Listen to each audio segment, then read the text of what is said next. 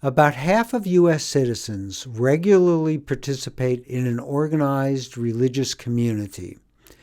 But the area of organized religion and spirituality goes beyond congregational forms of worship in churches and temples.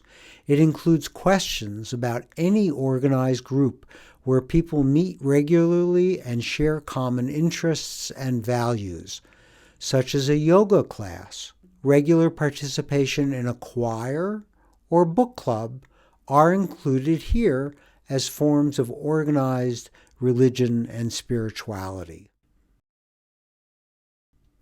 The research on participation in religion has shown it to be one of the most robust factors affecting psychological well-being. Frequent religious service attendance was associated with an approximately 30% reduction in all-cause mortality during follow-up, a 5-fold reduction in the likelihood of suicide, and a 30% reduction in the incidence of depression. Another review of 118 meta-analyses and systematic reviews published in referee journals through 2017 concluded that, quote, the reviews greatly strengthen the case that religion and spirituality exert a causative influence on health.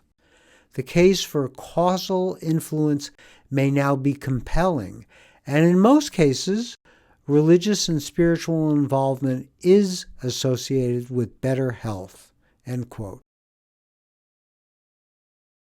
Another psychologist summarized the findings as follows, quote, research also indicates that social involvement through shared religious and spiritual rituals, services, and activities likely enhances both prosocial and adaptive behavior and thus may elevate mood, lessen distress, and enhance well-being, end quote.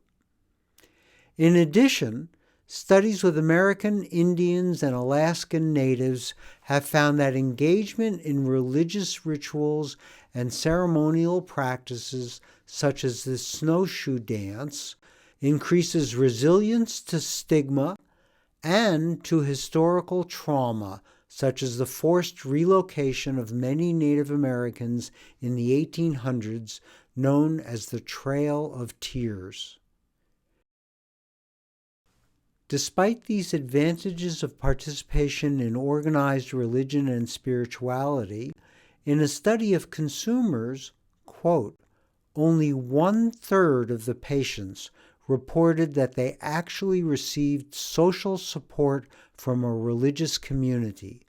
Some did not receive any support from their communities because of their symptoms, impaired social skills, delusion of persecution, or because they avoided asking for support because of shame.